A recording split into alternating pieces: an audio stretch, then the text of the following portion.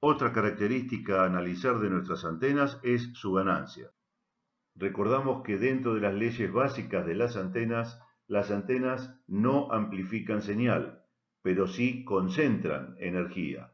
Por lo tanto, el concepto de ganancia tiene relación con la concentración de energía en una dirección. Si nosotros estamos aplicando una fuerza igual, por ejemplo, 300 gramos, a una superficie pequeña, como se ve en el clavo que está en la foto de la izquierda, y la misma fuerza aplicada a una superficie mayor, como se ve en la foto de la derecha, veremos que este clavo se va a hundir mucho más fácilmente que estos otros, porque estamos aplicando, concentrando energía en un espacio menor. Hay una regla muy simple para recordar que se llama la regla de los 3 dB y tiene relación con el concepto, con la definición que ya todos conocemos de lo que es un decibel. Sabemos que el decibel se calcula como 10 veces el logaritmo del cociente de las potencias, potencia de salida dividido potencia de entrada. También podríamos haberlo calculado como 20 veces el logaritmo del cociente de las tensiones o 20 veces el logaritmo del cociente de las corrientes. Para el caso particular en que la potencia de salida sea el doble que la potencia de entrada, el cociente potencia de salida dividido potencia de entrada obviamente será 2. Si reemplazamos este número en la ecuación de aquí arriba, el logaritmo decimal de 2 es 0,3, multiplicado por 10 da 3. Esto nos está indicando que cada 3 decibeles de ganancia tenemos el doble de potencia o que cada 3 decibeles de pérdida o atenuación tenemos la mitad de la potencia. Por eso es sumamente importante recordar que la inclusión de cualquier elemento, llaves, fichas, contactos, a lo largo de la línea de transmisión hasta llegar a la antena, producirán pérdidas que se miden en decibeles y que pueden llegar a ser sumamente elevadas. La impedancia de entrada es otro de los datos que van a encontrar en las hojas que informan las características técnicas de una antena.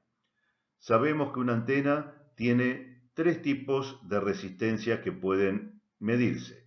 La primera es la resistencia óhmica, que es la resistencia que se mediría en corriente continua mediante un tester o mediante un óhmetro. Es decir, es la resistencia pura, oposición a circulación de corriente continua en las varillas de la antena, que obviamente es un valor muy pequeño, tendiendo en general a cero.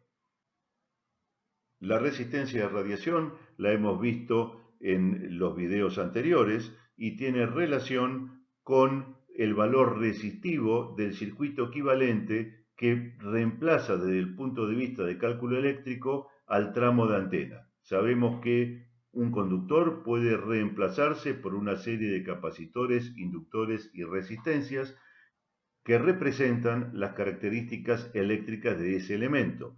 La parte resistiva de ese circuito equivalente es la resistencia de radiación. La resistencia óhmica hace referencia a resistencia en corriente continua, mientras que la resistencia de radiación a la resistencia a la frecuencia de funcionamiento real de la antena.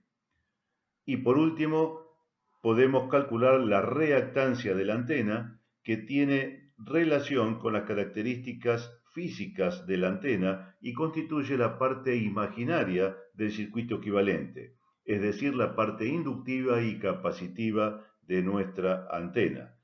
A la frecuencia de resonancia, la reactancia tiende a valer cero porque justamente está calculado el largo de cada brazo de nuestra antena para que los electrones circulen generando el máximo campo magnético posible, la mejor transferencia de energía electromagnética, y por lo tanto no debe haber oposición a la circulación de corriente alterna por las características inductivas y capacitivas. A otras frecuencias, la reactancia va aumentando a medida que nos alejamos de la frecuencia de corte o frecuencia de resonancia de la antena. Podremos verificar que la reactancia tiende a infinito. Eso es lo que va a producir que frecuencias muy alejadas de la frecuencia de resonancia de la antena no induzcan corriente y por lo tanto no podamos recibirlas en nuestro equipo. Otra característica fundamental de las antenas es su polarización. Por norma se define la polarización de una antena en función de la dirección que tiene su campo eléctrico. Una antena monopolo vertical, como la que vemos aquí, tiene corriente circulando por la varilla que la conforma, de manera tal que tendremos un campo eléctrico en la dirección vertical. Y ese campo eléctrico vertical va a generar un campo magnético horizontal, perpendicular, que es el indicado con la elipse amarilla. Por lo tanto, estamos aquí ante una antena de polarización vertical. Si esta antena se gira a 90 grados y ponemos la varilla paralela al suelo, la misma antena pasará a ser una antena de polarización horizontal. En este caso estamos viendo una antena logarítmica donde las varillas por las que circula corriente son horizontales. Por lo tanto, se va a producir un campo magnético indicado por esta elipse roja perpendicular a las varillas. Estamos ante una antena de polarización horizontal. De igual manera, si giramos 90 grados toda la antena para que ahora las varillas sean perpendiculares al suelo, la antena se habrá transformado en una antena de polarización vertical. Es fundamental tener en cuenta que cuando estamos armando un sistema de comunicaciones, la antena transmisora y la antena receptora deben tener igual polarización. Caso contrario, la inducción de campo electromagnético entre una y otra antena tenderá a cero. Una nueva característica que vamos a analizar de las antenas es la relación front-back o la relación frente-espalda. En este caso vemos el dibujo de una antena logarítmica y su diagrama de radiación horizontal. Es decir, la antena está ubicada en el centro y vemos que tiene un lóbulo principal hacia la derecha, un lóbulo secundario hacia la izquierda y algunos lóbulos menores con ángulos determinados. Si medimos la ganancia de la antena, es decir, cómo concentra energía, podemos tener como ejemplo 19 decibeles hacia el frente y 11 decibeles hacia atrás. Como vemos el diagrama de radiación, el lóbulo que va hacia atrás es menor que el lóbulo que va hacia adelante. La relación front-back, si está expresada en decibeles, se calcula como la resta entre la ganancia hacia el frente y la ganancia hacia atrás que tiene la antena.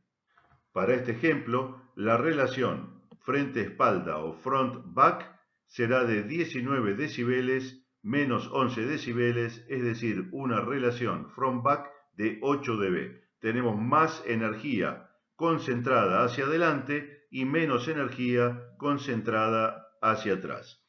A veces pueden encontrar esta relación front-back no expresada en decibeles, sino directamente expresada en veces.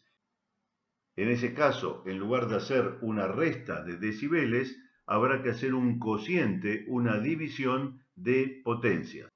Al ser el decibel una unidad logarítmica, cuando lo expresamos en decibeles, en lugar de dividir potencias, restamos decibeles, porque recordamos que el logaritmo de un cociente es igual a la resta de los logaritmos.